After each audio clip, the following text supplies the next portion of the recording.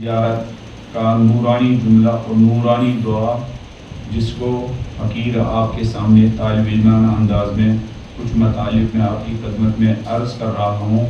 وہ نورانی جملہ اللہم اجعل محیایا محیا محمد و آل محمد، آنے والے میری زندگی کو ویسی زندگی بنا دے جیسی زندگی محمد و آل محمد نے بسر کی.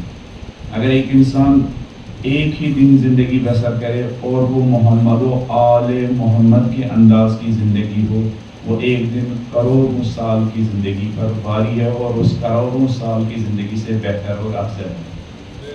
اگر ایک ہی دن انسان بی بی زہرا کے انداز میں زندگی گزارے، اگر ایک ہی دن انسان مولا علی علیہ السلام کے انداز میں زندگی گزارے، اگر ایک ہی دن انسان حسن و حسین علیہ السلام کے انداز میں زندگی گزارے، اگر ایک ہی دن انسان امام محمد باقر اور امام جعفر صادق، اگر ایک دن انسان کی زندگی میں لوگوں کو علی علیہ السلام کی زندگی کی ہلکی سی جھلک نظر آئے، ایک دن لوگوں کو علی کی زندگی کا عدل نظر آئے، ایک دن لوگوں کو علی کی زندگی کی کیا وہ انصاف و تڑپ نظر آئے، ایک دن لوگوں کو اہل بیت کی زندگی میں جو انسانی ریسپیکٹ تھا، انسانی قدریں تھی، انسانی احترام وہ نظر آئے. ایک نان مسلم کو آپ نے دیکھا، آپ اس کے ریسپیکٹ میں کھڑے ہو گئے، آپ جہاں بیٹھے ہوئے تھے آپ نے اس کو اپنی جگہ پر بٹھایا، آپ کے ہاتھ میں جو بوتل تھا آپ نے اس کو ایک گلاس پانی بھی تھما دیا. اس نے پوچھا آپ کہاں سے ہیں، آپ کا تعلق کیا ہے، آپ کی ممی ڈیڈی کا کیا نام ہے، یا آج کی ٹرمینالوجی میں آپ کی اسکولنگ کہاں ہوئی ہے نا، ایسا ہوتا ہے نا. تو آپ کہیں گے میری اسکولنگ فرش عذاب پر ہوئی ہے. میری اسکولنگ کا پھر وہ پوچھے یہ فرش عذاب کیا چیز ہے، وہاں کیا سیکھتے ہیں. اگر آپ کے ایک عمل سے لوگوں کو علی یاد آ جائے اور وہ دل ہی دل میں علی کو کیا سلوٹ کرے، علی کو سلام کرے، ایک دن اگر انسان ایک دن ایسی زندگی گزارے، واقعاً کروڑوں سالوں کی زندگی پر وہ ایک دن بھاری ہے. ایک انسان گھر میں تڑپ رہا تھا، ہاسپٹل میں تڑپ رہا تھا، سوشل میڈیا پر ایڈ دے رکھا تھا مجھے فلان کو کیا قسم کا بلڈ چاہیے، خون چاہیے. اس کے جو پریوار تھی، اس کے جو رشتہ دار تھے وہ ڈر رہے تھے اپنے بازوؤں سے خون نکال لے، کیسے ممکن ہے. اور 2-4 حسینی اس کے بیڈ کے ارد گرد جمع ہو جائے. ہم نے سنا آپ کو بلڈ کے ایک پوائنٹ کی ضرورت ہے، ہم 4 لوگ آئے ہیں، لیجئے ہم بلڈ کا آپ کو جو بلڈ چاہیے وہ دینے کے لیے کیا تیار ہے. آپ کون لوگ ہیں، آپ کا تعلق کس نسل سے ہے، آپ کا تعلق کس قوم سے ہے، کتنے پیسے لوگے. آپ کہیں گے پیسہ ایک اگر روزانہ بھی آپ کو بلڈ چاہیے ہم دینے کے لیے تیار ہیں، اور آپ کے علاج کے لیے پیسے بھی کم پڑے ہیں. کہ ہم 4 لوگوں کا نمبر ہے، کسی بھی نمبر پر آپ کال کیجئے گا، ہاسپٹل کے جتنے بھی کیا خرچے ہیں وہ ہم دینے کے لیے تیار ہے. لیکن مانیے اس بیمار کے آنکھوں سے آنسو نکلیں گے. اور اگر آپ نے ان کو بتایا مولا حسین علیہ السلام نے ہمیں انسان کی خدمت کرنا سکھایا ہے، وہ اسی بیڈ پر کیا کربلا کی طرف رخ کرے گا، اے حسین آپ نے کتنی اچھی تربیت اپنے قوم کو کی ہے. وہ یہ نہیں دیکھتے ان کا تعلق کس قوم سے، کس نسل سے، کس زبان سے ہے.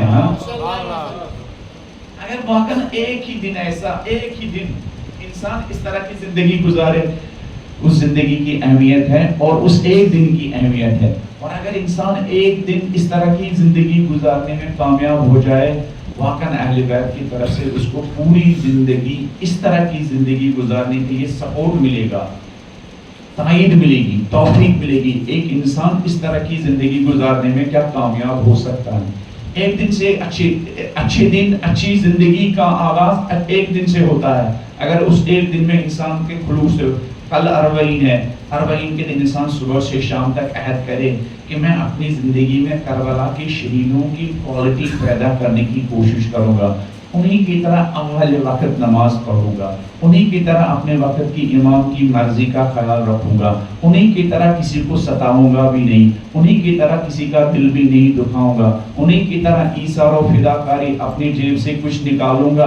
اور 40 ہیں، سڑک پر جو لوگ چلتے ہیں مسلم ہو نان مسلم ہو، اپنے پیسے میں اپنے دولت میں ان کی کچھ خدمت کروں گا. ایک ہاسپٹل کی ہماری نوجوان وزٹ کرے اور ہاسپٹل کے ایک بیڈ ایک مریض کے پاس جائے، ایک گفٹ ان کے پاس لے کے جائے، ایک فروٹ ان کے پاس لے کے جائے، ان کو دے دے اور پھر ان کے ساتھ دو چار باتیں بھی کریں. آپ لوگ کیسے ہیں، خیریت ہیں، آپ لوگ کی کسی چیز کی ضرورت تو نہیں ہے، آپ کے ہاسپٹل کا خرچہ کیا چل رہا ہے یا نہیں چل رہا ہے، اگر نہیں چل رہا تو ہمیں بتا دیجیے گا، ہمارا یہ نمبر ہے. ایک دن اگر اس طرح ایک دن زندگی گزارے نا، میں اس لیے کہتا ہوں کبھی کبھی آپ لوگ میری اس بات جو میں بریانی کے بارے میں نے ایک دو جملے کہیں، کبھی کبھی آپ یہ سمجھیں کہ شاید یہ نظر و نیاز کا مخالف ہے. میں نظر و نیاز کا مخالف نہیں ہوں.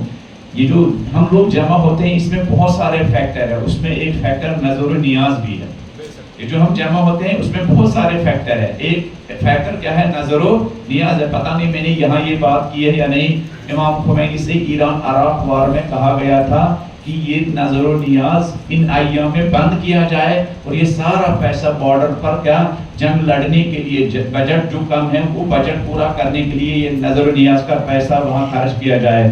تو اس دور اندیش رہبر نے کہا تھا نہیں، یہ نظر و نیاز کا پیسہ جمع کر کے بارڈر پر نہیں لگانا ہے، یہ نظر و نیاز کا پیسہ مجلس ہی میں خرچ کرنا ہے، اس لیے کہ انہی مجلس کے صدقے بارڈر پر لڑنے والے مجاہد تیار ہو جائیں گے. نہیں تو اگر ہم جیسے سیدھے سادے جو بالکل جن کی نگاہ میں وہ دور اندیشی نہیں ہوتی ہے، وہ کہتے ہیں ہاں ٹھیک ہے اس سال ہم بند کریں. انہوں نے کہا نہیں، یہ مجلس زندہ ہے تو ہماری سرحدیں زندہ ہیں، یہ مجلس زندہ ہے تو ہماری سرحدیں زندہ ہے. میں اس کا مخالف نہیں ہوں، لیکن میں کہہ رہا ہوں اسی پر بس نہیں کرنا چاہیے. اس کے علاوہ بھی ہماری ریسپانسبلٹی ہے، اس کے علاوہ بھی ہماری ذمہ داریاں ہیں. جس طرح ہم مجلس میں نظر و نیاز تقسیم کرتے ہیں، اس کے علاوہ ہمیں اپنی سوسائٹی میں دوسری سوسائٹی، دوسری کمیونٹیوں کی بھی کچھ ریکوائرمنٹس کی طرف جانا چاہیے. مختلف طریقوں سے اہل بیت کا اور مولا حسین کا، کربلا کا اور اربعین کا وہ میسیج پروموٹ کرنا چاہیے. بہت سارے شہروں میں ایسا ہوتا ہے، بہت سارے لوگ بلڈ ڈونیشن کیمپ وہ لگا دیتے ہیں، اس کے ذریعے بھی کیا مولا حسین کا میسیج کا اور شیعت کا میسیج، عزاداری کا میسیج پروموٹ ہوتا ہے. بہت سارے عاشورہ کے دن یا محرم و سفر میں مختلف ہاسپٹلز کا وزٹ کرنے کے لیے جاتے ہیں، بیماروں کے ساتھ دو باتیں کرتے ہیں. میں نے خود اپنی آنکھوں سے دیکھا، چنئی میں ایک سال ہم ایک ہاسپٹل کا وزٹ کرنے گئے، پھر ایسے لوگوں کی ہم نے خبرگیری لی جن کے بچوں نے ان کو چھوڑا، ایسے بوڑھے لوگ جن کو کوئی پرسان حال نہیں تھا، جن کے بچے اپنی زندگی میں مست وہ بیچارے پڑے ہوئے. پھر جب ان کے ساتھ دو باتیں کریں، صرف اتنا ہم ان سے کہتے تھے ماں آپ کی طبیعت کیسی ہے، ان کی آنکھوں سے آنسو نکلتے تھے. جس کو مجھے ماں کہنا چاہیے تھا وہ تو میرے بیڈ کے قریب دکھائی نہیں دیتا ہے. اب دوسری قوم کا ایک جوان میرے پاس آتا ہے، مجھے ماں کہتا ہے. ایک ماں کو اس بات کی ضرورت ہوتی ہے کہ جو جس کی وہ ماں ہے اس کو ماں کہہ کر پکارے، اس کو سکون ملتا ہے، اس ماں کو سکون ملتا ہے، اس باپ کو سکون ملتا ہے جب آپ اس سے کہتے ہیں ڈیڈی آپ کی طبیعت کیسی ہے. صبح اٹھنے کے بعد اگر آپ نے اپنے ڈیڈی کے پاس اس کے روم میں گئے، ڈیڈی آپ نے آرام سے رات کو آرام سے سوئے یا نہیں، آپ کو کوئی پریشانی تو نہیں، آپ آلریڈی بیمار تھے، آپ کو بیماری اتنی ستایا تو نہیں. اور اگر آپ بہت زیادہ تربیت یافتہ ہو، اگر آپ کی بہت اچھی ایجوکیشن ہوئی ہو اور آپ کے ہاتھ میں ایک گلاس پانی بھی ہو، آپ کے ہاتھ میں ایک کپ چائے بھی ہو اور ڈیڈی کے پاس لے کے جائے، آپ نے اس کے سامنے وہ چائے کا ایک کپ بھی رکھا، اس ڈیڈی کی زندگی بھر کی تھکاوٹ دور ہو جائے. ڈیڈی کی زندگی بھر کی کیا تھکاوٹ دور ہو جائے گی. جو بزرگ لوگ ہوتے ہیں نا یہ ایموشنلی کمزور ہوتے ہیں، بالکل جیسے بچہ ایموشنلی کمزور ہوتا ہے. اگر آپ نے بچے سے وعدہ کیا بیٹا میں شام کو جب واپس آؤں گا میں آپ کے لیے گفٹ لے کے آؤں گا، اگر آپ بھول گئے نا تو وہ بچہ اگر آپ کو خالی ہاتھ گھر میں داخل ہوتے ہوئے دیکھے گا وہ بچہ روئے گا، وہ بچہ روئے گا، وہ بچہ روئے گا. وہ آپ کھانا نہیں کھائے گا، وہ آپ کے پاس نہیں آئے گا، وہ ممی کے پاس جائے گا. ممی دیکھا ڈیڈی نے وعدہ کیا تھا لیکن وہ گفٹ نہیں لے گیا، وہ روئے گا. کیوں؟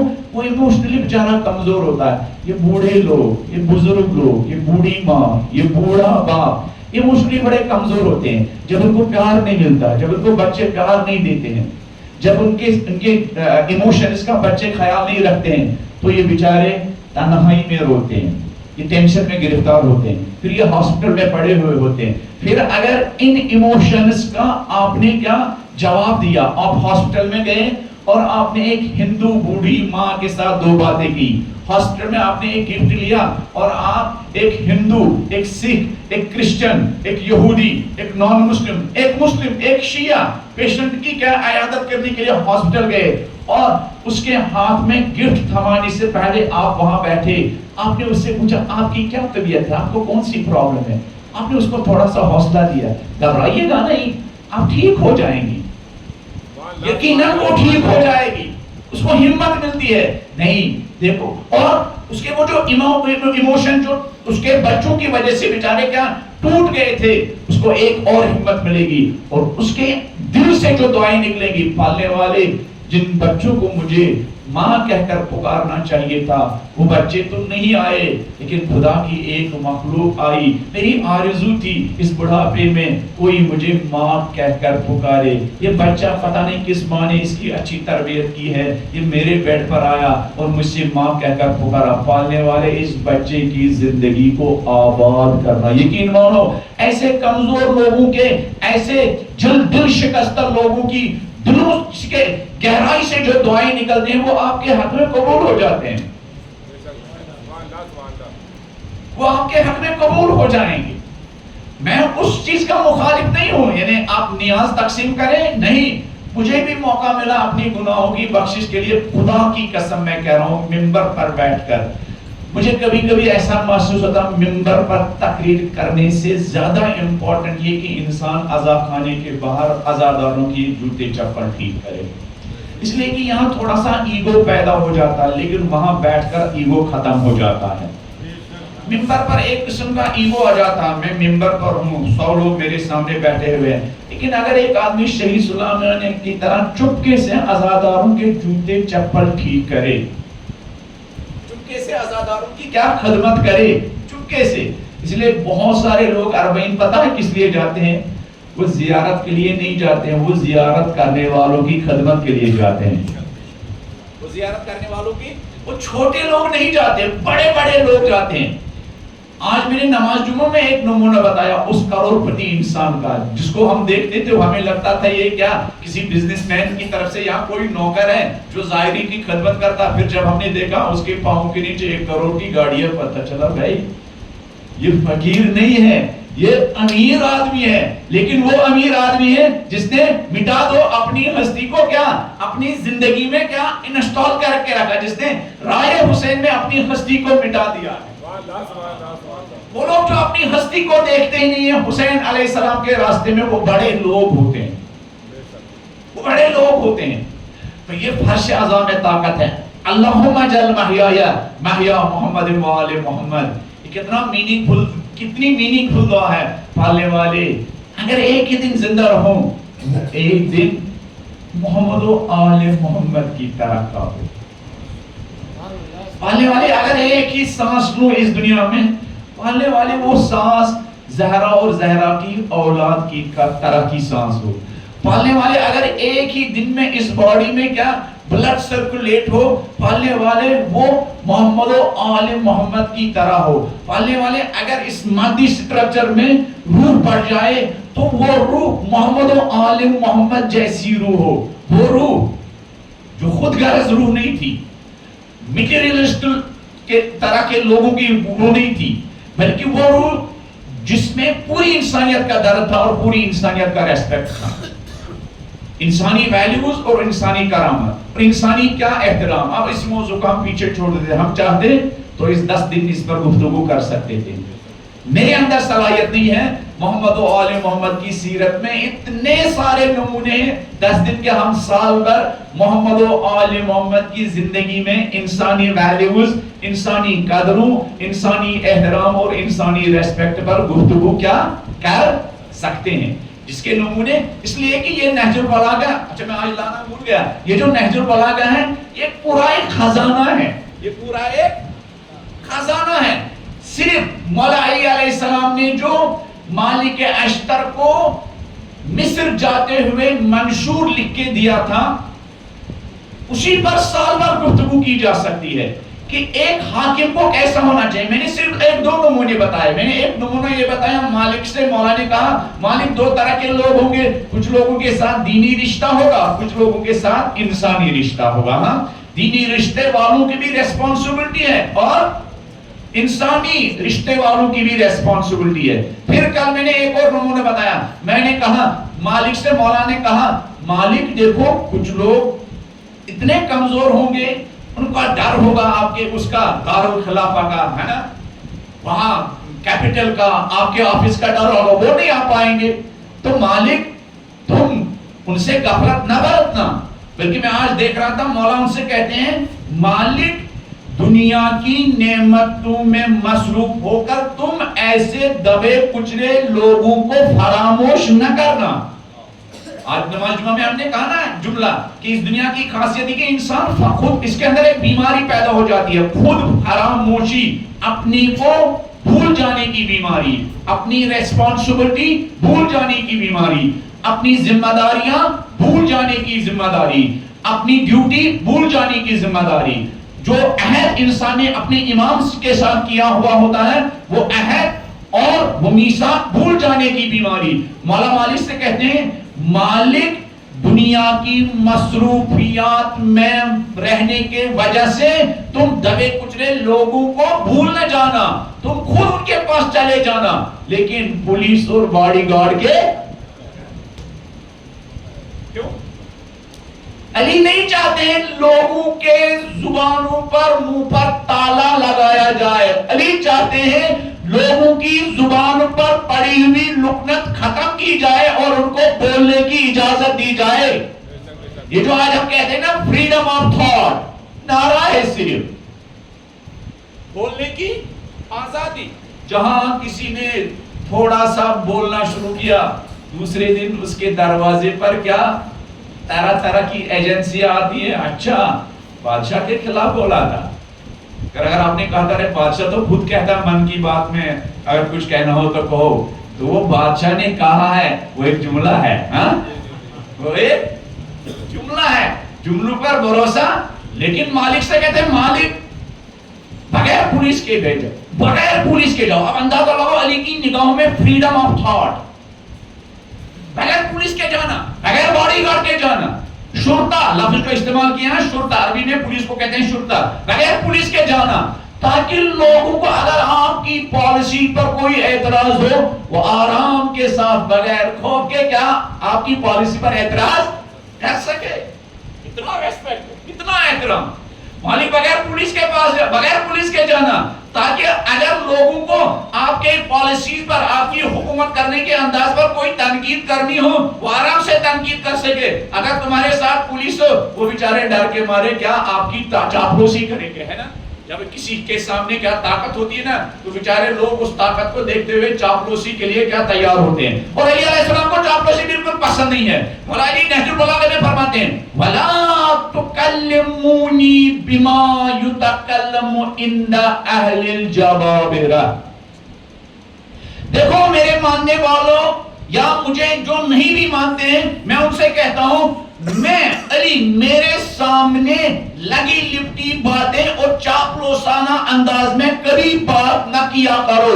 کھری کھری سنانا اور حق بات کہنا, تم میرے سامنے حق بات کہنے کی جرت رکھو, اس لیے کہ علی کو اندھ بخت نہیں چاہیے, جرت مند شیعہ چاہیے, جن کو کہیں بولنے کی اجازت نہیں ہوتی تھی علی ان کو اپنے سامنے بولنے کی اجازت دیتے تھے. پھر مولا خود ہی فرماتے ہیں وہ انسان, وہ حاکم, وہ قوم کا لیڈر, وہ قوم کا خادم, وہ منبر پر بیٹھنے والا قوم کا خادم, وہ محراب کے نماز جمعہ میں بیٹھنے والا قوم کا خادم, وہ کسی آرگنائزیشن کا کوئی خدمت گزار, اگر اس کو حق بات سننا ناگوار گزرے اس کے لیے حق پر عمل کرنا اور بھی دشوار ہو جائے گا. وہ انسان جس کو حق بات سننا دشوار ہو, حق بات سننا ناقابل برداشت ہو, ایسے انسان کے لیے حق پر عمل کرنا اور بھی کیا ہے دشوار ہے. لہذا علی کہتے ہیں یہ علی کا سسٹم, میں نے اور آپ نے علی کو نہیں سمجھا, ورنہ بہت سارے لوگ علی والے ہوتے, ورنہ بہت سارے لوگ. ایک جرم جو علی والوں نے کیا وہ یہ کہ علی علیہ السلام سے دنیا کو آشنا نہیں کیا. کل میں نے ایک نمونہ بتایا نا سہیل اسد کا، بتایا نا میں نے، کل ہی میں نے بتایا، پرسوں میں نے بتایا تھا، کل میں نے بتایا. تو انسانی ریسپیکٹ کے بارے میں ہم لمبی گفتگو کر سکتے ہیں. اب ایک اور ڈائمنشن کی طرف آتے ہیں، اہل بیت کی زندگی میں ایک اور پہلو کی طرف آتے ہیں. یہ تو ہوا اہل بیت کی زندگی میں انسانی ریسپیکٹ، اہل بیت کی زندگی میں انسان کا احترام، کہ انسان اتنی ترقی یافتہ ہونے کے باوجود، 1400 سال بیتنے کے باوجود آج انسان یہ محسوس کرتا ہے جو علی کے دور میں انسان کو ریسپیکٹ تھی، آج انسان کو ریسپیکٹ. ابھی غزہ اور فلسطین کے سلسلے میں امریکہ میں، یورپ میں اسٹوڈنٹس نے پروٹیسٹ کیے، ان اسٹوڈنٹس کے ساتھ جانوروں جیسا بیہیویئر کیا گیا، اور وہ کہتے ہیں ہم مہد تمدن ہیں.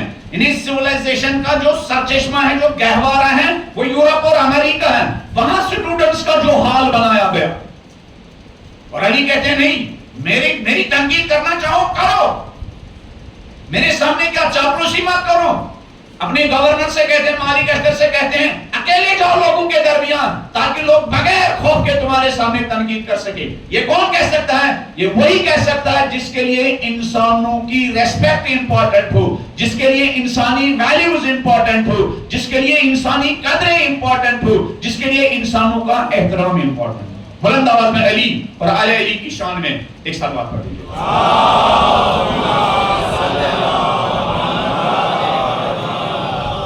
ایک اور پہلو اہل بیت کی زندگی کا، وہ کیا ہے؟ یہ تو اہل بیت کی زندگی میں انسان کا ریسپیکٹ، انسان کا احترام، انسانی ویلیوز اور انسانی کیا رائٹس.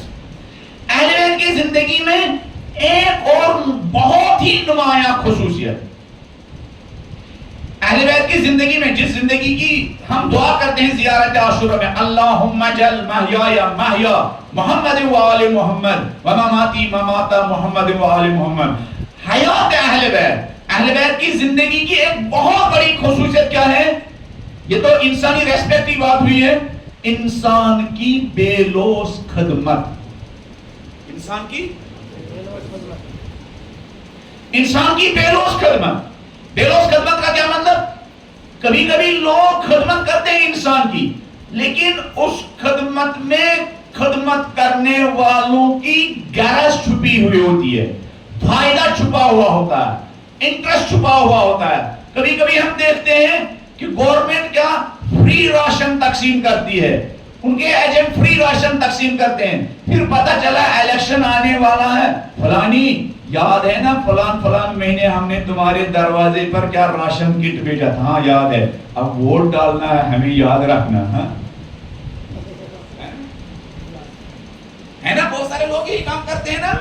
اب یہ صرف حکومت حاصل کرنے کے لیے نہیں، ہمارے شیعہ لوگ ہماری انجمنیں، اسی ساؤتھ کی بات ہے، یہ تو ساؤتھ نہیں ہے، ساؤتھ کی بات ہے کہ انجمنوں کو الیکشن میں بالکل ویسے ہی اس کا کمپین چلائی جاتی ہے جس طرح پولیٹیکل اور سیاست دان لوگ کیا الیکشن جیتنے کے لیے کمپین چلاتے ہیں، لاکھوں روپیہ خرچ کرتے ہیں. ایک جگہ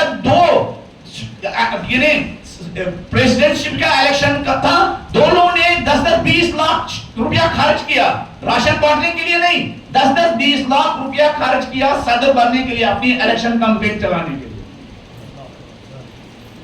کچھ لوگوں کے لیے یہ کرسی بہت امپورٹنٹ ہوتی ہے نا، لیکن اس لیے امپورٹنٹ ہوتی ہے تاکہ ان کا سٹیٹس بڑھ جائے، لیکن کچھ لوگوں کے لیے یہ اس لیے امپورٹنٹ ہوتی ہے تاکہ یہ اس کے ذریعے ہم بہتر خدمت کیا کر سکیں.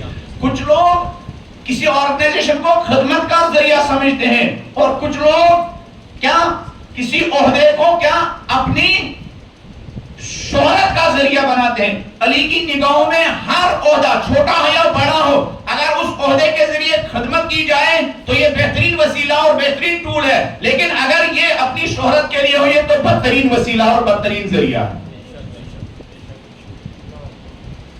لیکن اہل بیت علیہ السلام کے بارے میں خدا کیا کہتا ہے سورہ دہر میں؟ قرآن میں اہل بیت کے بارے میں جب ان کی خدمت کے بارے میں بات ہوتی ہے تو قرآن کہتا ہے جب وہ خدمت کرتے تھے تو خدمت کرنے والوں سے وہ کیا کہتے تھے؟ لا انما نطعمکم لوجہ اللہ، ہم تمہاری فقط خدا کی خوشنودی کے لیے خدمت کر رہے ہیں، لوگوں کی خدمت کر رہے ہیں، اگر اہل بیت لوگوں کی خدمت کر رہے ہیں کن کو خوش کرنے کے لیے؟ انما نطعمکم لوجہ اللہ لا نرید منکم جزاء ولا شکورا، اس خدمت کے عوض ہم تم سے کوئی عوض اور معاوضہ بھی نہیں چاہتے، حتیٰ ہم تم سے یہ ایکسپیکٹ بھی نہیں کرتے ہیں، یہ توقع بھی نہیں کرتے ہیں کہ اس خدمت کے عوض تم ہمارا شکریہ بجا لاؤ۔ اہل بیت کے بارے میں جب ان کی خدمت کے بارے میں خدا کہتا ہے اہل بیت کس غرض سے خدمت کرتے ہیں؟ انما نطعمکم لوجہ اللہ، ہم خدمت بجا لا رہے ہیں خلق خدا کی، لیکن نیت کس کو خوش کرنا ہے؟ خدا کو۔ خلق خدا سے ہم نہ جزا کی توقع رکھتے ہیں نہ اجرت کی توقع رکھتے ہیں، حتیٰ یہ بھی توقع نہیں رکھتے ہیں کل جا کے جب ہمیں سڑک پر، مسجد میں، خانہ کعبہ کے ارد، مکے میں، مینا میں، مکے میں، کوفے میں ہم سے ملے اور پھر ہمارے سامنے آ کے کھڑا ہو کر کہے آقا بہت بہت شکریہ، مولا بہت بہت شکریہ، بی بی ذرا بہت بہت شکریہ، آپ نے میری کیا بچوں کی بھوک و پیاس کا خیال رکھا ہے۔ قرآن کہتا ہے اہل بیت جب خدمت کرتے ہیں لا نرید منکم جزاء ولا شکورا، نہ جزا کی توقع رکھتے ہیں اور نہ شکریہ کی توقع رکھتے ہیں، اس کو کہتے ہیں بے لوث خدمت۔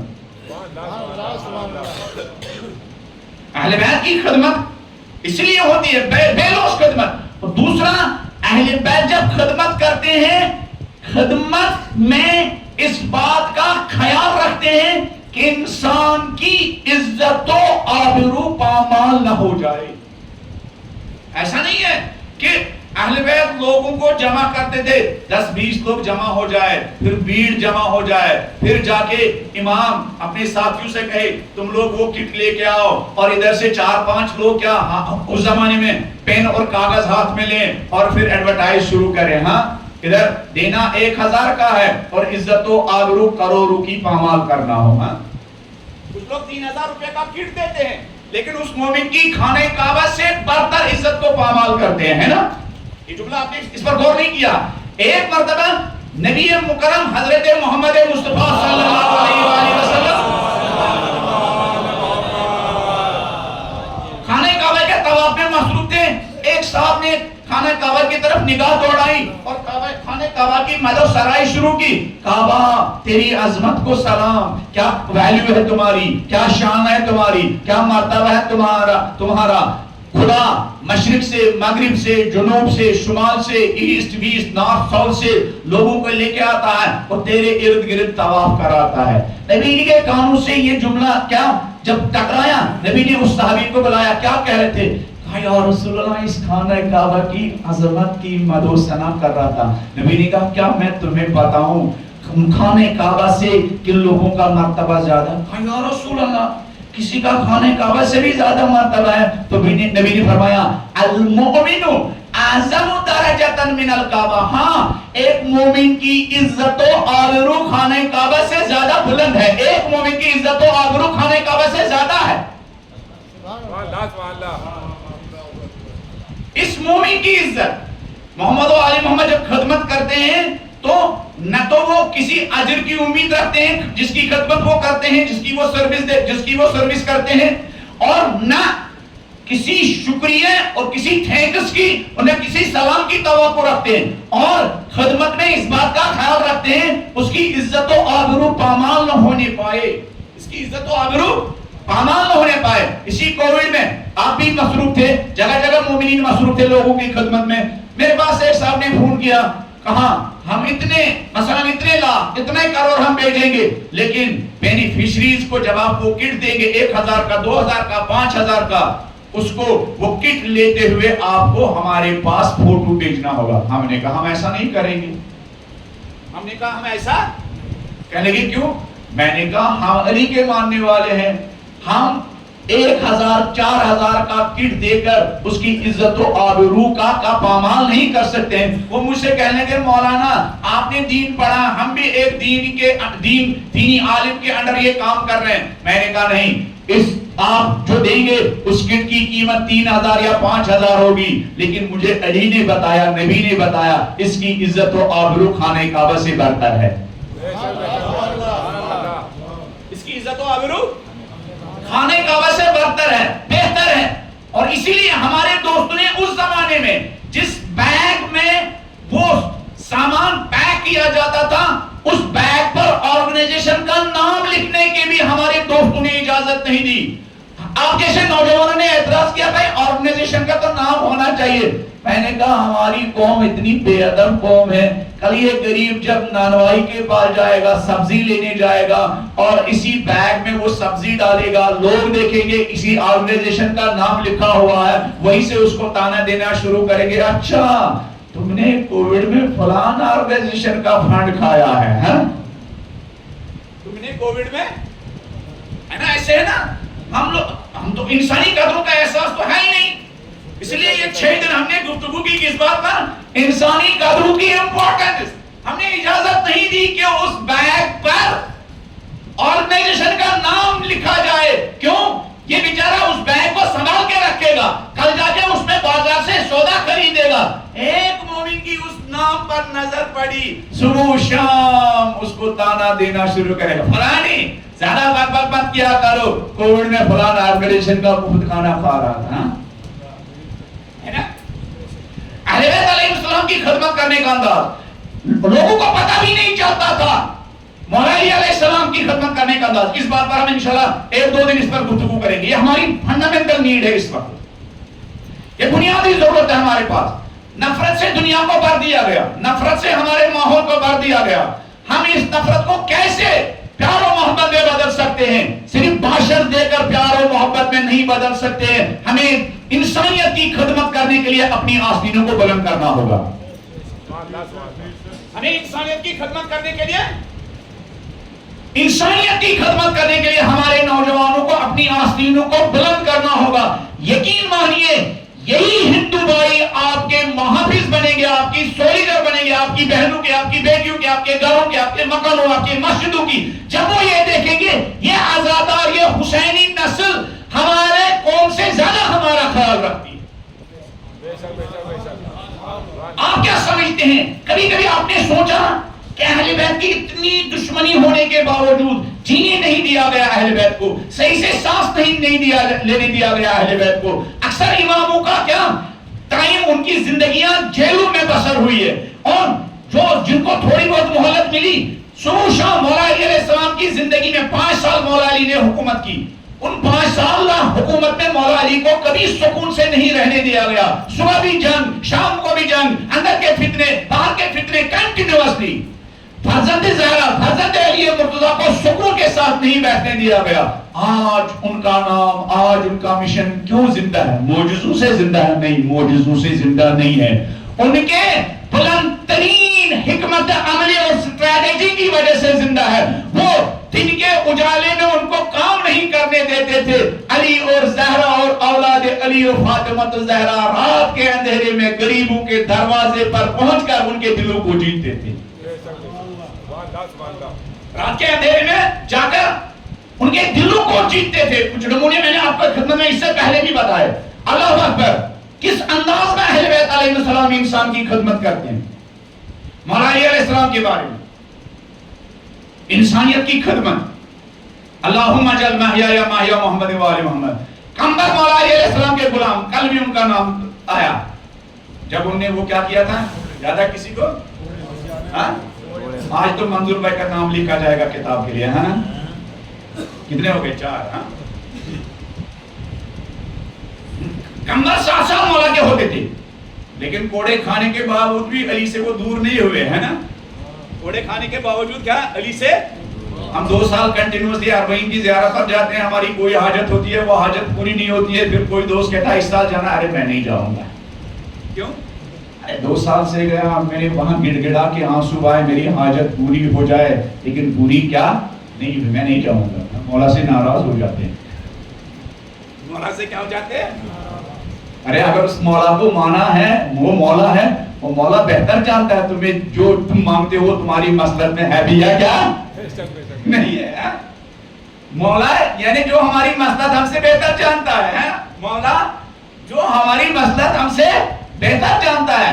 2 سال جانے کے بعد آپ کی حاجت پوری نہیں ہوئی ہے تو اب اس پہ مولا سے ناراض ہونے کی بات نہیں ہے، مولا سے راضی ہونے کی بات ہے.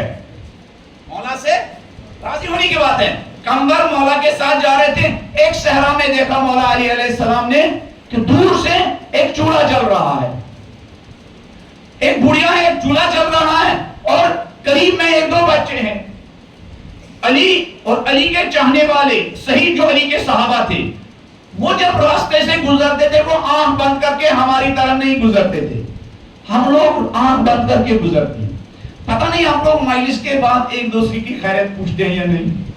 پتہ نہیں آپ مسجد میں مجلس کے بعد ایک دوسرے کی خیریت پوچھتے ہیں یا نہیں. اگر کسی کے بوڑھے ماں باپ ہیں ان کی خیریت پوچھتے ہیں یا نہیں. اگر کسی کے بچے پڑھ رہے ہیں ان کے بارے میں آپ پوچھتے ہیں یا نہیں. شیعہ یعنی کنیکٹڈ جماعت کا نام. شیعہ یعنی کنیکٹڈ جماعت کا نام. کنیکٹ کیسے ہوں گے؟ صرف جسم قریب قریب ہونے سے ہم کنیکٹ نہیں ہوں گے, بلکہ ہمارا دل کنیکٹ ہونا چاہیے. مجلس کے بعد, ماتم کے بعد ایک دوسرے کی خیریت پوچھنے چاہیے. ہمارے نوجوان ایک دوسرے سے پوچھے تمہاری ایجوکیشن کمپلیٹ ہوئی, جاب ملی ہے یا نہیں, میں کچھ مدد کر سکتا ہوں یا نہیں. مولانا کو بھی بیٹھنا چاہیے, مولانا کو بھی بیٹھنا چاہیے, مولانا کو نوجوانوں کے ساتھ بیٹھنا چاہیے, ہمارے بزرگوں کو بھی بیٹھنا چاہیے. ہمارے شانوں پر بڑی ریسپانسبلٹی ہے, بڑی ذمہ داریاں. تو قمر سے کہا, قمر سے یہ دیکھو اس صحرا میں یہ عورت, یہ خاتون, یہ جو چولہا جلا رہی ہے, ماجرا کیا ہے. قمر وہاں گئے, ان خاتون سے پوچھا کیا کر رہی ہو. کہاں 2-4 دن سے میرے بچوں نے کچھ نہیں کھایا, بچے اتنا روتے ہیں, میں نے ان کی تسلی کے لیے اس آگ جلائی اور اس دیگ پر میں کچھ پانی ڈالا, پانی ابل رہا ہے. بچے یہ سمجھ رہے ہیں شاید ہماری والدہ کچھ پکا رہی ہے, لیکن اس دیگ میں کچھ پک نہیں رہا. صرف ایموشنلی ان بچوں کو سیٹسفائی کرنے کے لیے, آرام دینے کے لیے میں نے یہ کام کیا. قمر واپس آئے. قمر کیا ماجرا؟ کہا مولا اس طرح کا ماجرا ہے, یہ خاتون, اس کے یتیم بچے 2-4 دن سے بھوکے ہیں. قمر کا بیان ہے, قمر کا بیان ہے, مولا نے میرا ہاتھ پکڑا, بازار گئے, کچھ راشن ہم نے خریدا, کچھ کھجور ہم نے خریدے, اس خاتون کے گھر گئے. پھر مولا کے الفاظ یہ تھے, قمر کہتے ہیں مولا نے اس خاتون سے یہ کہا اس گھر میں 2 کام ہیں, ایک تو ان بچوں کے لیے غذا اور کھانا تیار کرنا ہے, کھانا پکانا ہے, اور دوسرا کام ان چھوٹے چھوٹے بچوں کو سنبھالنا ہے. اے خاتون تم بتاؤ ان 2 کاموں میں سے تم کیا کرو گی؟ ان بچوں کا کھانا پکاؤ گی تاکہ میں ان بچوں کو سنبھالوں, یا تم بچوں کو سنبھالو گی یا میں پھر ان بچوں کا کھانا تیار کروں. قمر کہتے ہیں اس خاتون نے کہا نہیں میں کھانا پکاتی ہوں, ان بچوں کو آپ سنبھالیے. پھر قمر ماجرا نقل کرتے ہیں, خدمت, انسانیت کی خدمت.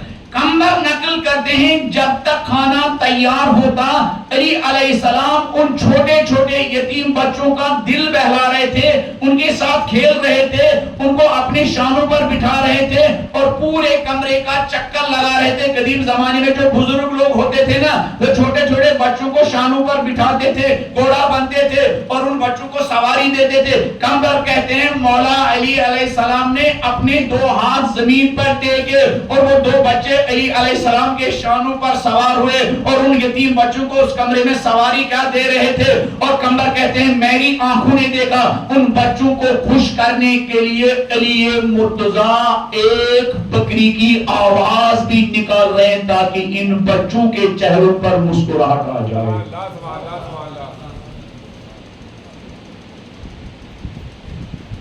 اس واقعے میں انسانی ریسپیکٹ بھی ہے اور انسانی خدمت بھی ہے. پھر قمر کہتے ہیں جب ہم گھر سے باہر نکلے میں نے مولا کو روکا, میں نے کہا مولا اے کائنات کے امیر, اے کائنات کے آقا, اے کائنات کے مولا, اے لوگوں کے آقا, اے لوگوں کے امام, اے لوگوں کے پیشوا, آپ بھول گئے تھے اس گھر کی 4 دیواری میں آپ کائنات کے امام ہیں. کہا قمر خیریت تو ہے, کیوں اتنا غصہ ہے؟ کہا مولا آپ ان بچوں کو شانوں پر بٹھایا. بات سمجھ میں آ گئی, ان بچوں کو دل بہلانے کے لیے. یہ جو بکری کی آواز نکال رہے تھے کس لیے؟ کہا قمر دیکھا نہیں ہے جب اس کمرے کے اندر ہم داخل ہو گئے تو یتیمی کے آثار نے ان بچوں کے چہروں کا کیا حال بنایا تھا. میں ان بچوں کے چہرے پر یتیمی کے آثار ختم کر کے ان کے چہرے پر خوشی لانا چاہتا تھا. اسی لیے میں نے بکری کی آواز نکالی, اس لیے کہ بچے جانوروں کی آواز سے خوش ہو جاتے ہیں. اس لیے کہ یہ کون ہے؟ یہ امام ہے. یہ امام اس کو فقط در خیبر اٹھانا نہیں آتا ہے. یہ وہ امام ہے جس کو یتیم بچوں کے دلوں میں خوشی بھی ایجاد کرنا, خوشی بھی پیدا کرنا آتا ہے. کمر میں دیکھ رہا تھا, مجھ سے رہا نہیں گیا ان بچوں کے جو بگڑے ہوئے چہرے تھے, مایوس چہرے, جن کے چہروں سے خوشی دور ہو گئی تھی. میں چاہتا تھا ان بچوں کے چہروں پر خوشی آ جائے. آج ہمارے سماج میں بہت سارے پیرنٹ, بہت سارے فیملیز ایسی ہے جہاں خوشی دور دور تک نظر نہیں آتی ہے, یا غربت کی وجہ سے, یا بچوں کے غلط بیہیویئر کی وجہ سے, یا بچوں کی گمراہی کی وجہ سے, یا بچوں کا سوشل میڈیا میں اور گندے کاموں میں مصروف ہونے کی وجہ سے وہ اپنے ممی ڈیڈی کا کیئر نہیں کر پاتے ہیں. آج ہاسپٹل میں ہزاروں لوگ پڑے ہوئے ہیں جن کا کوئی پرسان حال نہیں ہے. آج اولڈ ایج ہاؤس یا اولڈ ایج ہوم, کیا کہتے ہیں, اولڈ ایج ہوم میں پڑے ہوئے لوگ ہیں. ان کے دلوں, ان لوگوں کو, ان بوڑھے لوگوں کو ایک لقمہ غذا سے زیادہ ایک انسان کی پیار اور محبت کی زیادہ ضرورت ہے. اہل بیت علیہ السلام صرف کھانا نہیں بانٹتے تھے, انسان کی جو ایموشنل جذباتی ضروریات جو نیڈز ہیں اس کا بھی پورا پورا خیال رکھتے تھے. اگر آپ یہ کام کریں, اگر ہمارے نوجوان یہ کام کریں, کرنے کے لیے بہت سارے کام ہیں, اور کام کرنے کے لیے بڑے بڑے ادارے بنانا ضروری نہیں ہے, علی کی طرح بڑا دل ہونا ضروری ہے. ہم سمجھتے ہیں جب کام کرنا ہے بہت بڑا آفس ہونا چاہیے, وہاں بہت بڑا کیا فرنیچر ہونا چاہیے, بہت بڑا بجٹ ہونا چاہیے. لوگوں کے دل جیتنے کے لیے بہت بڑی آرگنائزیشن کی ضرورت نہیں ہے, بہت بڑے فنڈ کی ضرورت نہیں ہے, ہاں بہت بڑے سیٹ اپ کی ضرورت نہیں ہے. نہیں, بہت بڑے دل کی ضرورت ہے, جس دل میں انسانی ریسپیکٹ ہو, جس دل میں انسانی خدمت کا جذبہ پایا جاتا ہو. ہمارے بچے سنڈے جاتے ہیں, ہمارے بچوں کے لیے سنڈے انٹرٹینمنٹ کے لیے ہوتی ہے. اب تو ویسے پوری زندگی انٹرٹینمنٹ اور تفریح کے لیے ہو گئی ہے نا.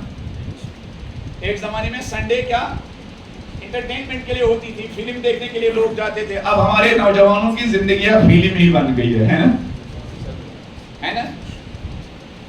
لیکن پھر بھی خوش قسمت وہ لوگ ہیں جو سوشل میڈیا کے بجائے کھیل کے میدان میں جاتے ہیں, کم سے کم اپنے کیا مسئلے اس کو ٹھیک کرتے ہیں.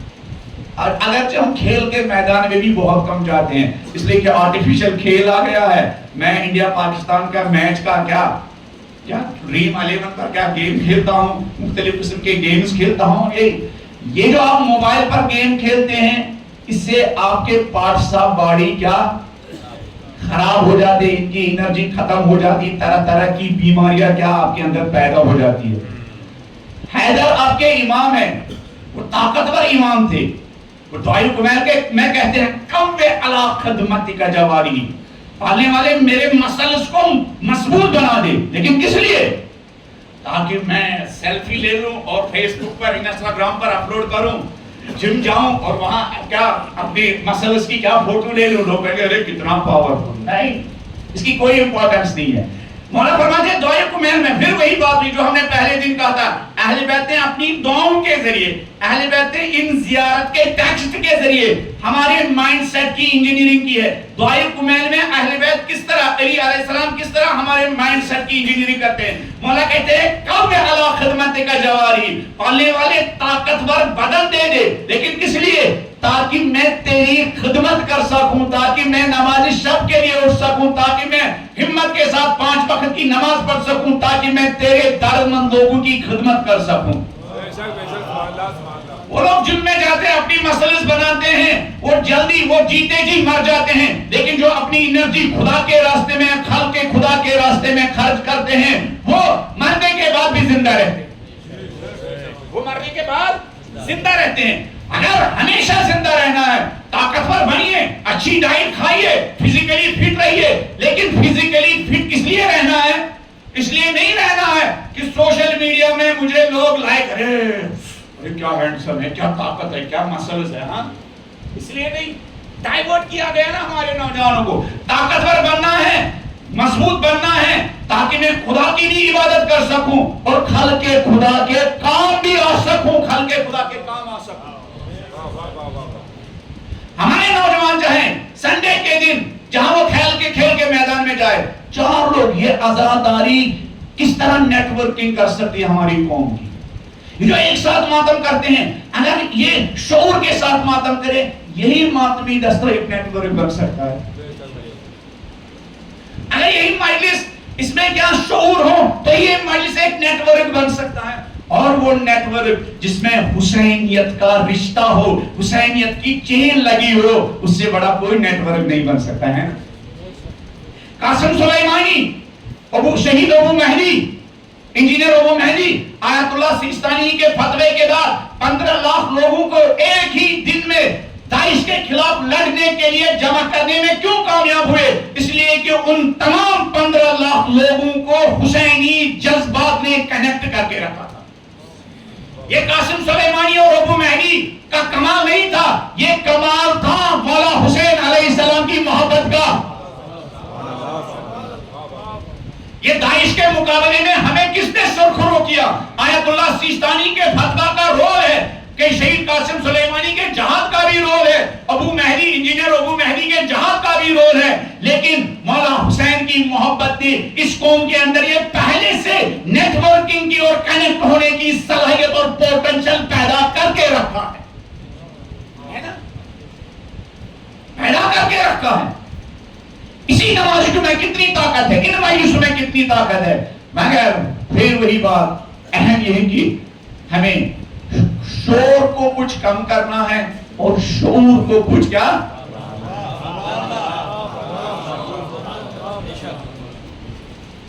لیکن یہاں اتنا شور ہے کہ شعور ہمارے درمیان سے کیا.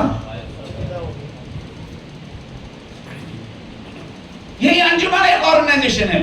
ایران کے ریولوشن کو پابرجا اور ثابت رکھنے میں کس کا رول ہے؟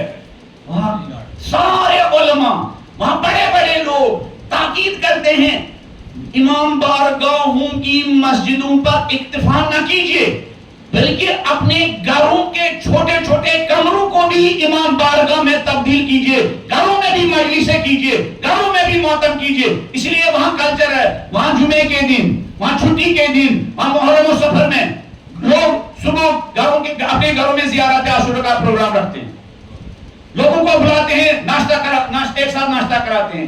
یہ نیٹ ورک پیدا ہو جاتا ہے اور پھر وہ ہماری طرف کو جلدی بھی نہیں ہوتی ہے, وہ بیٹھتے ہیں, باتیں کرتے ہیں, ایک دوسرے کے دکھ درد سے کیا آشنا ہوتے ہیں, تب جا کے نیٹ ورک بنتا ہے. تب جا کے یورپ و امریکہ اور عرب خبیثوں کی اتنی انویسٹمنٹ, وحشتناک انویسٹ کے باوجود وہ انقلاب اسلامی کو کمزور کرنے میں کامیاب. آپ اندازہ نہیں لگا سکتے ہیں سعودیہ عربیہ ایران میں نوجوانوں کو گمراہ کرنے کے لیے کتنا پیسہ خرچ کرتے ہیں, اندازہ نہیں لگا سکتے. جو آپ چاہتے ہیں مشہد میں, قم میں, تہران میں آپ کو بے حجاب عورتیں نظر آتی ہیں, آپ کبھی پھر گھبرا جاتے ہیں, یہ کون سا انقلاب. آپ اندازہ نہیں لگا سکتے ایرانی قوم کو تباہ کرنے کے لیے وہاں کے نوجوان پر, اس کی ایجوکیشن پر اتنا خرچ نہیں ہوتا جتنا اس کو تباہ و برباد کرنے کے لیے کا پیسہ خرچ ہوتا. ان کو کس چیز نے بچا کے رکھا؟ ان کو حسین علیہ السلام نے بچا کے رکھا ہے, ان کو مجلسوں نے بچا کے رکھا, ان کو ان انجمنوں نے بچا کے رکھا, ان کو گھروں کی وہ زیارت عاشورہ نے بچا کے رکھا. وہاں ایک تھنک ٹینک تھی, ان کا نام آیت اللہ مصباح یزدی, انہوں نے ایک کانسیپٹ دیا, حیات گھر گھر مجلسوں کا کانسیپٹ دیا. اس وقت بھی جو ایران کے ایک پاپولر عالم دین ہے, استاد کا یہاں نام سنا ہوگا, سوشل میڈیا پر بہت وہ ہے, وہ بھی بہت تاکید کرتے ہیں گھر گھر مجلس رکھیے. یہ مجلسیں ہمیں کنیکٹ کریں گی, یہ مجلسیں ہمیں محلہ محلوں میں کیا نیٹ ورک بنانے میں ہمیں کیا مدد دے گی. ہمارے نوجوانوں کو نیٹ ورک بنانے کی ضرورت ہے. یہی مجلس ایک نیٹ ورک ہے. ہمارے پاس، ہمارے نوجوانوں کے پاس ایک پلان ہونا چاہیے. کل 40 ہے، ہم کیا کام کر سکتے ہیں جس کے ذریعے ہم اپنے علاوہ دوسرے قوم تک بھی کیا اپنے قوم کا کیا پیغام پہنچا سکتے ہیں. بہت سارے کام کرنے، تمام تر مشکلات کے باوجود ابھی انڈیا میں آپ بہت سارے کام کر سکتے ہیں. شاید دوسرے ملکوں میں آپ وہ نہیں کر سکتے، سعودی عرب میں آپ وہ کام نہیں کر سکتے، کویت میں آپ وہ کام نہیں کر سکتے ہیں، اسلامی کنٹریز میں آپ وہ کام نہیں کر سکتے ہیں. اور عجیب یہ ہے کہ جب آپ کسی ہاسپٹل میں جائیں گے وہ آپ کا بھی ریسپیکٹ کریں گے، آپ کے مولا حسین علیہ السلام کا بھی ریسپیکٹ کریں گے.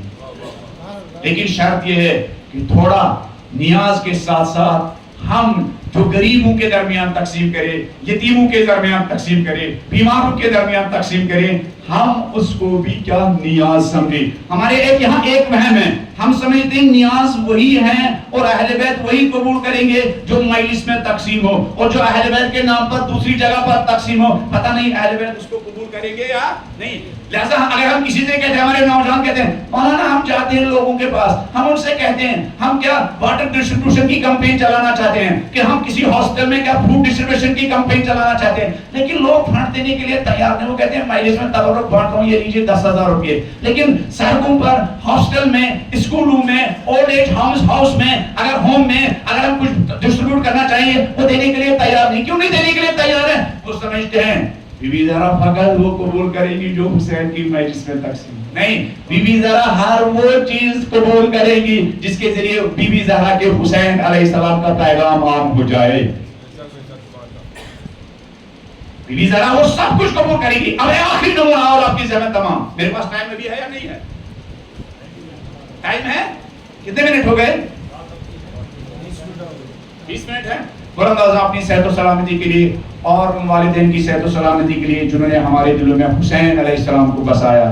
اور اگر والدین اس دنیا سے چلے گئے ان کی مغفرت کے لیے، محمد و علی محمد کی شفاعت ان سب کو نصیب ہونے کے لیے. اگر ہماری مجلس میں کوئی بیمار ہے یا ہمارے گھروں میں کوئی بیمار ہے ان بیماروں کی شفا یابی کے لیے، اگر کوئی حاجت مند ہے ان کی حاجت روائی کے لیے، اگر کوئی پریشان ان کی پریشانی کے لیے، اگر کوئی بے روزگار ہے ان کو صحیح روزگار ملنے کے لیے، اگر اپنی ایجوکیشن کے سلسلے میں کوئی مصروف ہے اس نوجوان کو ایجوکیشن کے میدان میں بلند بالا مرتبہ نصیب ہونے کے لیے، کامیابی نصیب ہونے کے لیے بلند آواز میں ایک صلوات پڑھ دیجیے.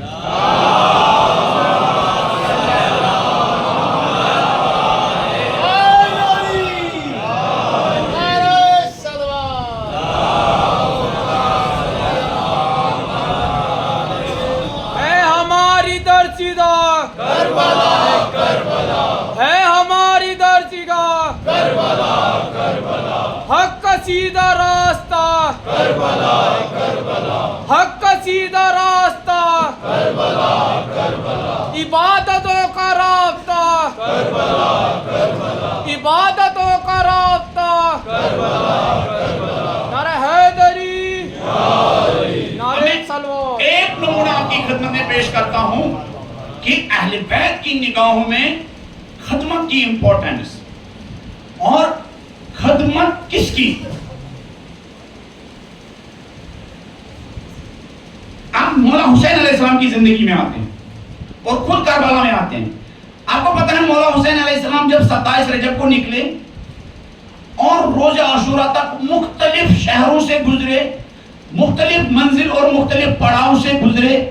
ایک جگہ جہاں مولا حسین علیہ السلام نے اپنا خیمہ نصب کیا تھا اس جگہ کا نام تھا شراب. اس کو ہم لوگ کہتے ہیں منزل شراب.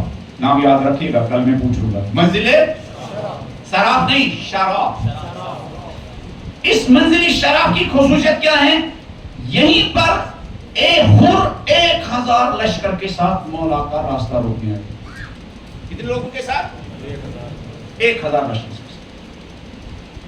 پھر تاریخ نے لکھا ہے جب حر 1000 لشکر کے ساتھ مولا حسین کے پاس پہنچے، 1000 لشکر، اس منزل شراب پر مولا حسین نے پہلے خیمہ نصب کر کے رکھا تھا اور مولا نے پہلے ہی اپنے لشکر سے کہہ کے رکھا تھا کہ خیموں میں پہلے ہی سے پانی جمع کر کے رکھو. پتہ نہیں مولا شاید جانتے تھے، پہلے ہی اپنے خیموں میں کیا اضافی پانی جمع کر کے رکھا تھا. اور پھر ایک مرتبہ مولا کے کچھ صحافی نے کہا مولا دور سے ایک لشکر دکھائی دے رہا، ان کے پرچم بلند ہے. قریب پہنچے تو پتہ چلا یہ حر 1000 لشکر کے ساتھ مولا حسین کا راستہ روکنے کے لیے، کوفے سے باہر کی بات ہے، حر اور مولا حسین علیہ السلام کا پہلا سامنا کس جگہ ہوا؟ منزل شراب پر۔ حر کے ہاتھوں میں گلدستے نہیں تھے، حر کے ہاتھوں میں تلواریں تھی، ہتھیاریں تھی۔ حر کی نیت حسین کا ویلکم اور استقبال کرنا نہیں تھا، حر کی نیت حسین کا راستہ روک کر حسین علیہ السلام کو عمر سعد اور ابن زیاد کے پاس لے جانا تھا۔ اور مولا پہلے سے ہی جگہ پر پہنچ چکے تھے، خیمے نصب کر کے رکھے۔ اللہم اجعل محیایا محیا محمد و آل محمد، پالنے والے ایک ہی دن زندہ رہوں لیکن وہ ایک دن محمد و آل محمد کے انداز کا ہو، پالنے والے ایک ہی دن سانس لوں لیکن وہ سانس لینے کا انداز محمد و آل محمد جیسا ہو۔ کیسا نمونہ؟ ایسا نمونہ۔ مولا حسین علیہ السلام، تاریخ نے لکھا ہے جس وقت یہ حر 1000 لشکر کے ساتھ مولا کے حضور میں پہنچا تو حر کا لشکر سفر کی تھکن کی وجہ سے اور گرمی کی تمازت کی وجہ سے، پیاس کی شدت کی وجہ سے اور اسلحوں کی گرانی کی وجہ سے بالکل نڈھال ہو چکا ہے۔ انسان تھکا ہوا ہو، انسان پر پیاس کا غلبہ ہو، اوپر سے ہتھیار بھی ہو، اوپر سے گرمی کی تمازت ہو، اوپر سے ریتلی زمین بھی ہو، اوپر سے گھوڑوں پر ریتلی زمین میں سفر کر کے انسان آیا ہوا ہو، اور پھر مولا حسین کے پاس پہنچے بالکل تھکے ہوئے، نڈھال۔ کبھی کبھی آپ نے دیکھا جب انسان تھک جاتا ہے تو اس کی زبان خشک ہو جاتی ہے اور اس کی زبان سے باہر کیا وہ ایک قسم کی سفیدی، آپ اس کو کیا کہتے ہیں، ہے نا، باہر آ جاتی ہے۔ یہی حال تھا حر کے لشکر کا۔ اگر نارمل جنگ ہوتی تو مولا کہتے جنگی اسٹریٹجی کی لحاظ سے حر پر اس پر وار کرنا آسان ہے، اس لیے کہ اس 1000 تھکے ہوئے لشکر کو، نڈھال لشکر کو ہمارے 5 لوگ کافی ہے، ان 1000 لشکر کو کیا قتل کر سکتے ہیں اور ان کے 1000 گھوڑے ہمیں مالی غنیمت کے طور پر مل سکتے ہیں اور بہت سارے لوگوں کو ہم کیا کڈنیپ بھی کر سکتے ہیں اور ہم جنگ کا نقشہ ہمارے کیا حق میں کیا پلٹ جائے گا۔ لیکن حسین کا مقصد لوگوں کو قتل کرنا نہیں تھا، حسین کا مقصد لوگوں کو گمراہی سے نجات دینا تھا۔ یہ دیکھتے ہی، یہ حالت دیکھتے ہی، یہ ہے ہمارا امام، یہ حالت دیکھتے ہی مولا نے اپنے ساتھیوں کے درمیان ایک حکم جاری کیا۔ وہ کیا تھا؟ اسکل قوم وارواہم من الماء، یہ تھکے ہوئے لشکر کو میرے جوانوں اپنے ہاتھوں سے پانی پلاؤ۔ اسکل قوم وارواہم من الماء ورشف الخیل ترشیفا، اور ان کے گھوڑوں کو بھی جی بھر کے پانی پلاؤ، یعنی ہیومن رائٹس کا بھی خیال اور جانوروں کے رائٹس کا بھی خیال۔ ورنہ یہ کہہ سکتے تھے ہمارے پاس پانی کم ہے، ہمیں خود بھی پینا ہے، لہذا ان سواروں کو پانی پلاؤ، سواریوں کو کیا چھوڑ دو۔ اللہ اکبر۔ اسکل، مولا نے آرڈر دیا، اسکل قوم، اس 1000 لشکر کو پانی پلاؤ، وَأَرْوُوهُمْ مِنَ الْمَاءِ وَرَشِّفُ الْخَيْلَ تَرْشِيفًا، اور جی بھر کے ان کے جانوروں کو بھی پانی پلاؤ۔ اللہ اکبر، جی بھر کے ان کو پانی پلاؤ۔ یہ کون ہے؟ دشمنوں کو پانی پلانے کا حکم دے رہے ہیں، وہ لوگ جن کی نیت ہے کہ حسین کا راستہ روکنا ہے۔ اب آپ اندازہ لگائیے حسینیت کا دل، حسینیت کا دل، حسینیت علیہ السلام ہمارے اندر کس قسم کا کیا جگر پیدا کرنا چاہتی ہے، کس قسم کی نگاہ پیدا کرنا چاہتی ہے۔ حسینی وہ انسان جو فقط اپنے قوم کے لیے جس کا جگر نہ تڑپتا ہو، حسینی وہ انسان ہے جو ان دشمن کو بھی سختیوں میں دیکھے، اس کی سختیوں کو دیکھ کر بھی اس کا دل جلتا ہو۔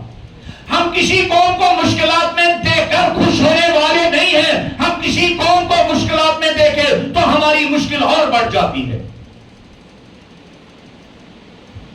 یہ ہے حسینیت، یہ وہ حقیقی حسینیت ہے۔ ایک وہ حسینیت جس کا نقشہ ہم نے خود بنایا ہے، ایک وہ حسینیت جس کا نقشہ خود حسین علیہ السلام نے کھینچا، ایک وہ حسینیت جس کی ڈیزائننگ ایک مولوی صاحب نے ممبر پر آ کے کیا خود ساختہ ڈیزائننگ، ایک وہ حسینیت کا ایک حسینیت کی وہ ڈیزائننگ جس کی ڈیزائننگ خود مولا حسین علیہ السلام نے کی ہے۔ 1000 کا لشکر حسین کو گرفتار کرنے کے لیے آیا، حسین دیکھتا پیاس کی ان کو ضرورت ہے، پانی کی ان کو ضرورت ہے، ان کے جانوروں کو بھی پانی کی ضرورت ہے۔ تاریخ نے لکھا حسین علیہ السلام نے کہا پلاؤ. پھر اس سے بڑھ کر دیکھیے تاریخ نے لکھا ہے نہ فقط ان کے حیوانوں کو پانی پلایا, نہ فقط اس 1000 لشکر کو پانی پلایا, تاریخ نے لکھا حسین علیہ السلام نے اپنے ہاتھوں میں ایک مشکیزہ لکھ لیا اور اپنے ہاتھوں سے ان گھوڑوں کے سموں کو, سم پتہ کس کو کہتے ہیں, سم سمجھتے ہیں نا, ان کے سموں کو بھی حسین علیہ السلام اپنے ہاتھوں سے پانی چھڑک رہے ہیں. کیوں؟ اس لیے کہ ریتلی زمین پر چلتے چلتے ان بے زبانوں کے پاؤں اور سم گرم ہو چکے تھے. حسین اپنے بچوں کا خیمے میں رکھا ہوا پانی جانوروں کے سموں کو ٹھنڈک پہنچانے کے لیے استعمال کر رہے ہیں. ہماری آزاداری کا میسج بہت پاورفل میسج ہے. ہماری آزاداری کا میسج بہت پاورفل میسج ہے. وہ میسج فقط شیعہ کے فائدے کے لیے نہیں ہے, وہ میسج پوری انسانیت کے فائدے کے لیے ہے.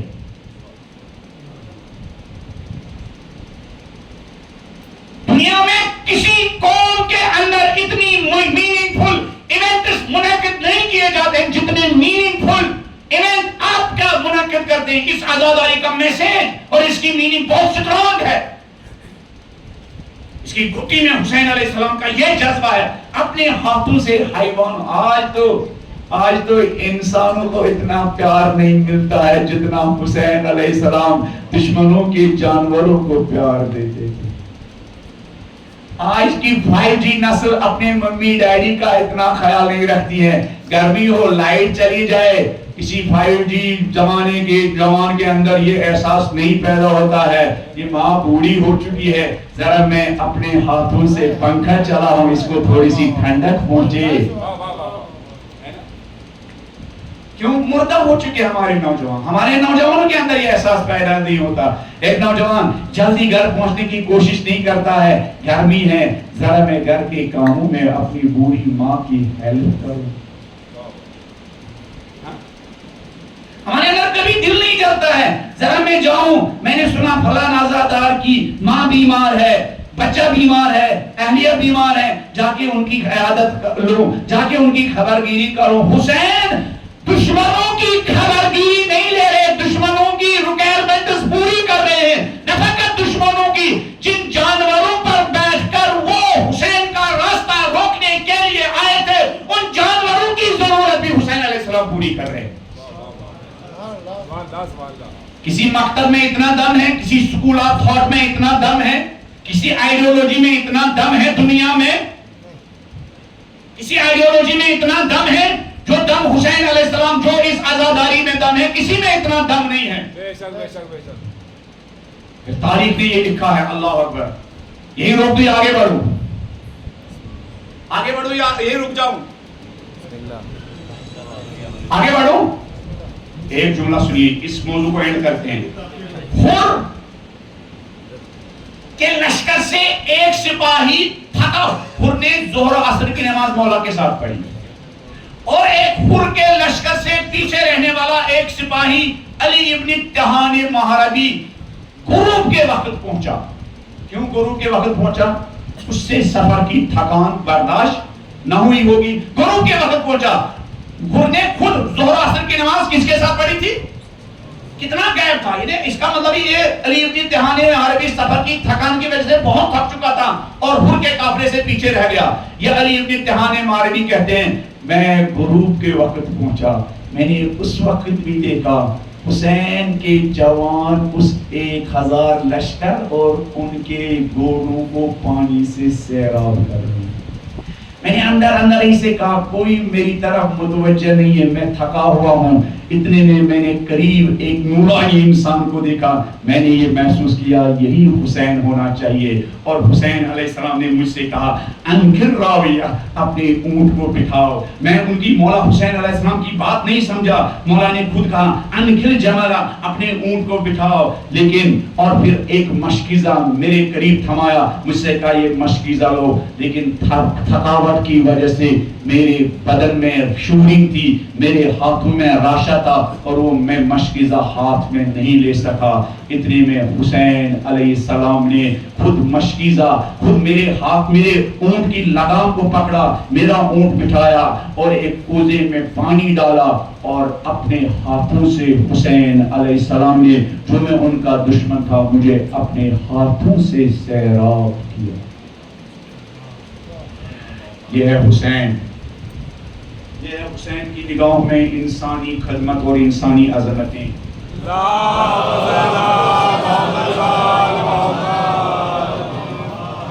اے زہرا کے فرزند اور اے انسانیت پر تڑپنے والے حسین، آپ پر ہمارا سلام. اے حسین، اے اپنے دشمنوں کے لیے بھی بے قرار ہونے والے زہرا کے فرزند، آپ پر ہمارا سلام. اے اپنے دشمنوں کے جانوروں کی بھوک و پیاس کو برداشت نہ کرنے والے علی کے لال، آپ پر ہمارا سلام. اے حسین، آپ کے ان ہاتھوں پر ہماری جوانیاں قربان، جن ہاتھوں سے آپ دشمنوں کو اپنے ہاتھوں سے پانی پلاتے تھے، ان ہاتھوں پر ہماری جوانیاں قربان. اللہ اکبر. اے نبی کے نور عین، اس وقت جب آپ غروب کے وقت تھکے ماندے دشمنوں کو اپنے ہاتھوں پانی پلاتے تھے، اس وقت پر ہمارا سلام. اے علی کے نور عین، آپ کے ان جوانوں پر جو آپ کے حکم پر آپ کے دشمنوں کو اپنے بچوں کے پانی سے سیراب کر رہے تھے، آپ کے ان جوانوں کو ہمارا سلام. اے حسین، آپ کے علی اکبر پر ہمارا سلام. اے حسین، آپ کے قاسم پر ہمارا سلام. اے حسین، آپ کے وفادار پر ہمارا سلام. اے حسین، آپ کے اون محمد پر ہمارا سلام. اللہ اکبر. یہ حسین ہے جو دشمنوں کو بھی اپنے ہاتھوں سے رام کر رہے، اور یہی حسین روز عاشورہ اسی لشکر کے سامنے جاتے اور اس لشکر سے کہتے، اے لعینو، مانا میں تمہاری نگاہوں میں گناہگار ہوں. یہ میرا چھوٹا علی اصغر ہے، یہ پیاسے تڑپ رہا ہے، 3 دن سے کچھ کھایا پیا بھی نہیں ہے، اس کی ماں کا بھی دودھ خشک ہو چکا ہے. اے لعینو، ذرا ایک قطرہ پانی تو پلا دو. اللہ اکبر. عزادارو، ایک بچے کی پیاس مٹانے کے لیے کتنا پانی چاہیے ہوتا ہے. اللہ اکبر. وہ حسین جو جانوروں کو سیراب کر رہے ہیں، اس کے معصوم بچوں کو پانی نہیں مل رہا ہے. وہ حسین جو دشمنوں کو سیراب کر رہے ہیں، اس کے چھوٹے چھوٹے بچوں کو پانی نہیں مل رہا ہے. حسین علیہ السلام علی اصغر کے لیے پانی مانگ رہے ہیں، لیکن حرملہ سے کیا کہا گیا؟ حرملہ اکتا کلام الحسین. حرملہ کیا دیکھتا ہے؟ حرملہ نے ایک مرتبہ 3 شاخوں کا تیر چلایا اور وہ تیر علی اکبر کے گلوں میں پیوست ہو گیا. علی اصغر اپنے باپ کے آغوش میں شہید ہو گئے. تاریخ نے لکھا، حسین علیہ السلام نے وہ خون آسمان کی طرف پھینکا اور خدا سے کہا، آسمان گواہ رہنا. کس کے لیے گواہ رہنا؟ میرے بچوں کو کس طرح بھوکا و پیاسا شہید کیا گیا. لعنت اللہ علی القوم الظالمین وسيعلم الذین ظلموا أي منقلب ينقلبون. انا للہ و انا الیہ راجعون. بذنب قضائی و تسلیما لامرہ. پالنے والے حسین اور حسین کے مشن کی ہم سب کو صحیح معرفت نصیب فرما. پالنے والے کربلا اور کربلا والوں کی صحیح معرفت ہم سب کو نصیب فرما. پالنے والے کربلا والوں نے جس طرح اپنے وقت کے امام کے سامنے ذمہ داریاں نبھائی، پالنے والے ہم سب کو اپنے امام زمانہ کا ذمہ دار وفادار شیعہ بننے کی توفیق عطا فرما۔ پالنے والے امام زمانہ کو جن ناصر و مددگاروں کی ضرورت ہے، پالنے والے ہمارے قوم کے جوانوں کو اپنے اندر نصرت امام کا جذبہ پیدا کرنے کی توفیق عطا فرما۔